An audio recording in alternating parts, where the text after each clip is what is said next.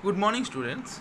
Today we will continue our lecture on the chapter named hydrogen. This is the chapter number 6 of your syllabus. Okay. So this is the lecture number 2 presented by me, Panit Ghatak, your chemistry teacher. Okay. Let's start. So the today's topic will be the preparation of hydrogen. The preparation of hydrogen by the action of metals with water. Okay, so this is the preparation. The topic name is preparation of hydrogen by action of metals with water. Okay, so here these metals should be not only the alkali or alkaline earth metal but also the transition metals as well. Okay, as we know from the periodic table, there are mainly the three positions where the metals have been found. Okay, number one is group number 1, that is alkali metal. Number 2, that is alkaline earth metal, and the for number 3 to number 12, that is a transition metal. Okay, from group number 3 to group number 12, that is a transition metal.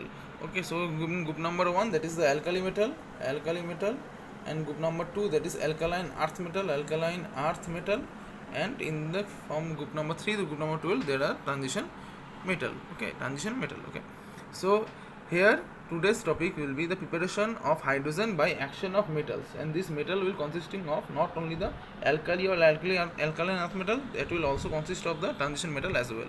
Okay, so today we will know how to prepare hydrogen by reacting with metal with water. Okay, by reacting metal with water. Okay, so the first reaction is so reaction of water with sodium and potassium. Okay, so we can produce hydrogen gas from reacting sodium and potassium with water. Okay, reacting sodium and potassium with water. Okay, so what happens? Remember the alkali metal, that is the group number what metal? Group number 1, that is the alkali metal. That is what happens in alkali metal. What exists? That is lithium, sodium, potassium, rubidium, cesium and francium. Okay, they are the highly reactive elements. Okay, that is the alkali metals are highly reactive elements. Okay, so what happens? That is the sodium and potassium are reacted with the cold water. Remember, sodium and potassium is reacted with the cold water, not the hot water or not the steam. Okay, sodium and potassium are reacted with cold water. While reacting with the cold water, they give a highly exothermic reaction. Exothermic means where the heat will evolve. That is the negative del H value is negative. Okay, so what is del H value? The enthalpy is called as del H. Okay, you not be remembering so that, but the thing is the exothermic means the where the heat will evolve. Okay, so while reacting with the cold water, sodium or potassium will give a highly exothermic reaction and release the hydrogen immediately. Okay, release hydrogen will immediately catches fire. Okay, so it will cause an explosion as well. Okay, so reacting with water by sodium and potassium can lead to a explosion, because the reaction is highly exothermic in nature, and the released hydrogen by the reaction what the released hydrogen will catches fire easily, so it can give a explosion. Okay, so what happens? The potassium plus H2O gives potassium hydroxide, that is KOH, and hydrogen.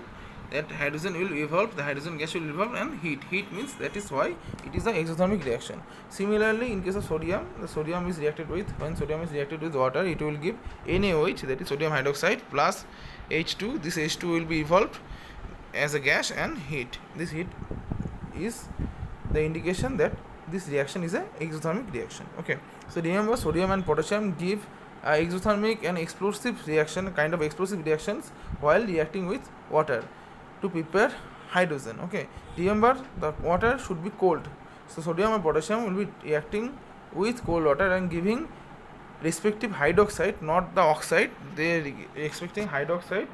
Okay, they are expecting hydroxides and hydrogen, but this reaction is a very highly exothermic reaction and can be treated as explosive reaction. Okay, so the second point, where the calcium, where the reaction is taking place with calcium. Okay, so calcium is treated with cold water.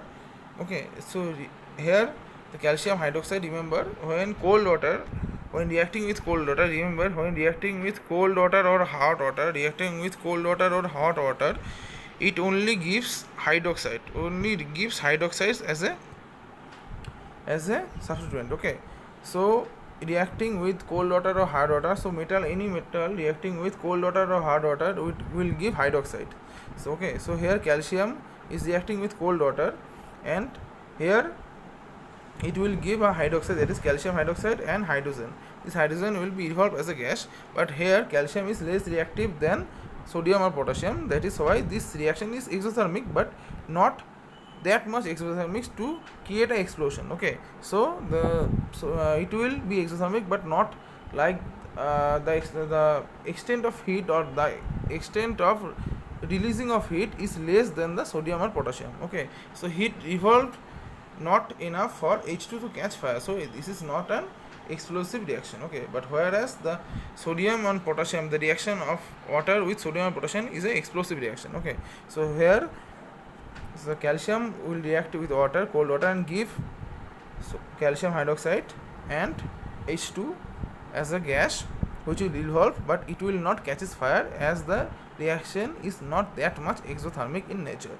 Okay, just remember one thing, any metal when reacting with cold or hot water, it will give cold or hot water, it will only give hydroxide, not the oxides. It will only give the hydroxide, not the oxides. Okay, then number 3 is reaction of hot water with magnesium. I have already been said that reaction with any metal with cold water or hot water, whatever it is, cold or hot water, it will only give hydroxide. It will only give hydroxide as a product. Okay, so here magnesium is reacting with hot water, so there is basically no difference with respect to the product. So magnesium is reacting with the hot water, it will only give a magnesium hydroxide and hydrogen gas. Okay, this hydrogen gas will be evolved, and the main product will be the magnesium hydroxide. Okay, as I have already been said that the reactions with any metal react with the cold water or hot water, it will give only the hydroxides. Okay, as we know, the magnesium and calcium are the group 2 group 2 metal, that is alkaline earth metal.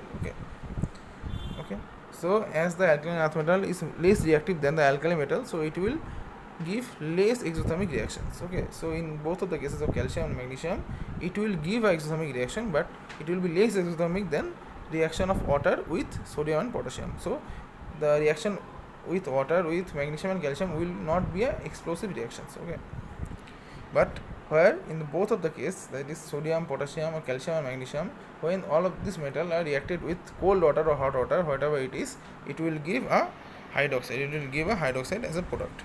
Okay, the next reaction, that is the last reaction of this topic, is the preparation of hydrogen from metals with water, reacted by water. In this topic, the last reaction is reaction of transition metals. Reaction of mainly the transition metals, that is not aluminum is not the transition metal, although, but in case of iron and zinc is called the transition metals. Okay, so reaction with transition metals with steam.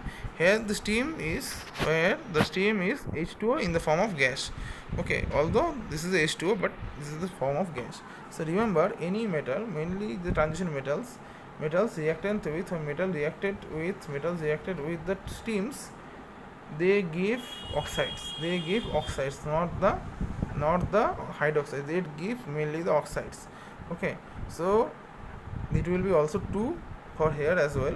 So aluminum is reacted with steam, all of this H2 are mainly the steam. Okay, so all of this H2 are mainly steam.